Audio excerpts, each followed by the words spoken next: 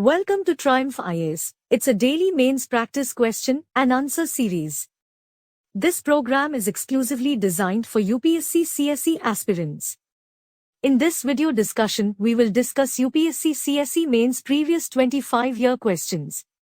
Question number 1. How will you explain that medieval Indian temple sculptures represent the social life of those days? Let's start with the introduction of the answer. During the medieval period, Indian culture gave great importance to sculpture. All the temples both in the north and south were decorated externally and internally with sculptures.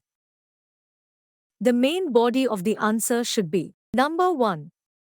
The sanctuaries and chapels contained statues dedicated entirely to the religious cult, and in the courtyards, several pavilions housed monumental effigies of divine animals such as the bull Nandi of Shiva, the Garuda bird of Vishnu.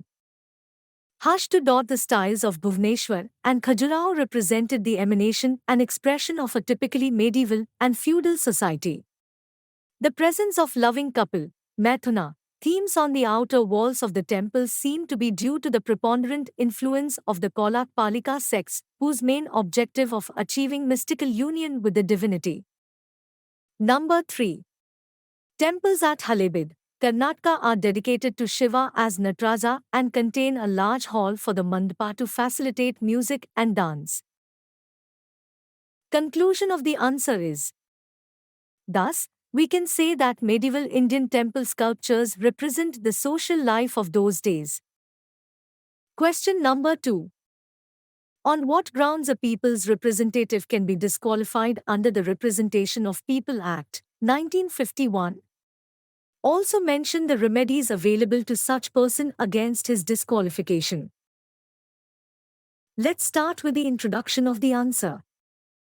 The Representation of the People Act, 1951 specifies the qualifications and the disqualifications of members of Parliament and state legislatures.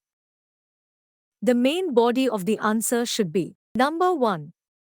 Part 2 of the Act lays down the qualifications for membership of the Lok Sabha, Rajya Sabha, Vidhan Sabha and Vidhan Parishad. Number 2.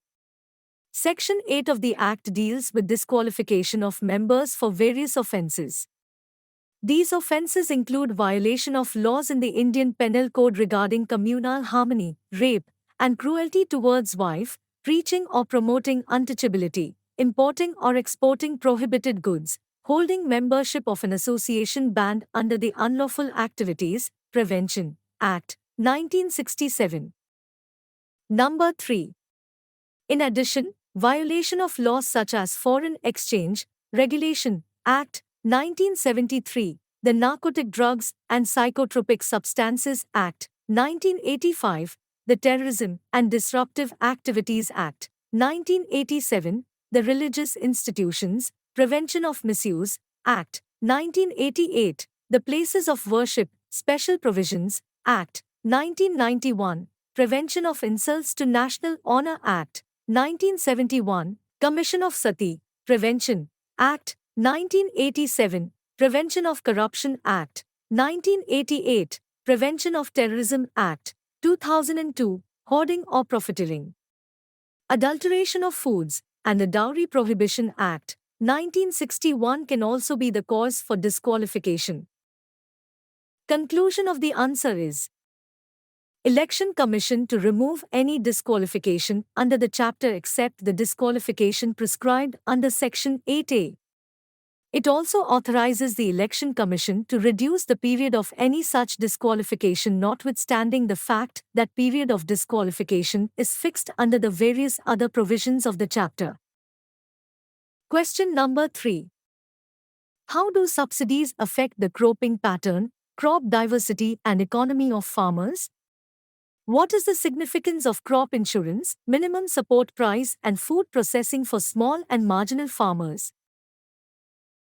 Let's start with the introduction of the answer. Subsidies are type of incentives provided by governments at the state and/or central level to the farmers in various forms for purchase of seeds, farm equipments, fertilizers, or other allied requirements at a lower rate than the prevalent market rate. These subsidies have larger impact on various farming sectors in general and farmers on particular. The main body of the answer should be number 1. The cropping pattern and crop diversity is altered by the subsidies. The farmers lured by the higher MSPs of certain crops can prefer these types of crops over the traditional crops, which led to decline in the production of certain crops and hence loss of crop diversity, consequently a negative impact on agriculture as a whole. Number 2.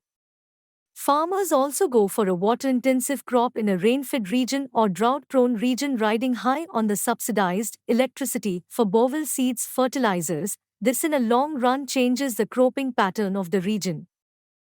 Number 3.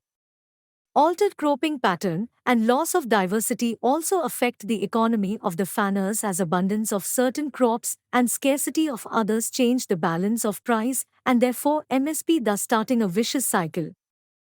Number 4. Overuse of subsidized fertilizers also affects the productivity, and ultimately it is the farmers who suffer. Crop insurance provides a much-needed safety net for farmers against different types of risks they face from weather, pests, diseases, and other factors. Number 5. It helps especially the small and marginal farmers to be resilient and out of debt in case of poor yield or crop failure. Proportionate declaration of minimum support price led to increase in crop diversification and better cropping pattern.